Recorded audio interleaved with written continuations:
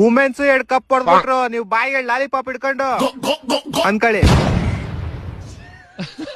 ಲೇ ನಮ್ ಟೀಮೇ ಇಲ್ಲ, ನಂಗೆ ಯಾಕೋ ಹೇಳ್ತೀಯಾ? ಅದೇ ಮಿಸ್ಸಿಂಗ್ ಲೇ, ನಿಮ್ ಟೀಮ್ ಇರ್ಬೇಕಾಗಿ ಚೆನ್ನಾಗಿರೋದು ಅಲ್ವಾ, ನಿಮ್ ತಿಗಾ ಉರ್ಸಕ್ಕೆ. ಆದ್ರೆ ಏನ್ ಮ್ಯಾಚ್ ಲೇ, ನಿಮ್ ಹುಡುಗರು ಮಾತ್ರ ಬೀಜ ಬೈಕ್ ಬರ್ಸ್ತಾರೆ ಅನ್ಕೊಂಡೆ, ನೋಡ್ರೆ ಹುಡುಗಿರು ಬೀಜ ಬೈಕ್ ಬರ್ಸ್ ಕೇಳ್ಬಿಟ್ರು. ಹಂಗೆ ನಾವೆಲ್ಲ ರಿಚಾ ಘೋಷ್ ಸ್ಮೃತಿ 1 by 1 ಹೋದಾಗ ನಿಮ್ದು ಹೊಗೆ ಅನ್ಕಂಡೆ. ಆದ್ರೂ ಹೆಂಗೆ ನಮ್ ರಾಧಾ ಯಾದವ್ ಫಿನಿಶ್ ಮಾಡಿದ್ದು, ರಾಧಾ ಯಾದವ್ ಕ್ಯಾಚ್ ಹಿಡಿದ್ಬಿಟ್ಟಿದ್ರೆ ನಿಮ್ದು ಹೊಗೆ ಅನ್ಕೋ. ಅಯ್ಯೋ ಅದೇನ್ ಕೇಳ್ತೀಯ, ಬಾಲ್ ಮೇಲೆ ಹೋದಾಗ ಬೀಜನು ಮೇಲೆ ಹೋಗ್ಬಿಡ್ತು. ಸದ್ಯ ತೂಟ್ ಬಿಟ್ಟಿದ ತಕ್ಷಣ ವಾಪಸ್ ಹೊಂಟೋಯ್ತು.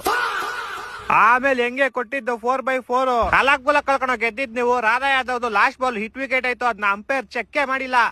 ನೀವು ಫಿಕ್ಸಿಂಗ್ ಮಾಡ್ಕೊಂಡ್ ಗೆದ್ದಿರೋದು, ಲೌಡಾ ಫಿಕ್ಸಿಂಗ್ ಮಾಡ್ಕೊಂಡ್ ಗೆದ್ದಿದೀವಿ. ನಿನ್ನ ಅಕ್ಕನ್ ಹೋಗಿ ರೀಕ್ಯಾಪ್ ನೋಡು. ಲಿಸಲ್ ಇದು ಗ್ಲೌಸ್ ಟಚ್ ಆಗ ಲೈಟ್ ಬಂದಿದ್ದು, ಆದ್ರೆ ಬೀಜ ಬೈಕ್ ಬಂತ.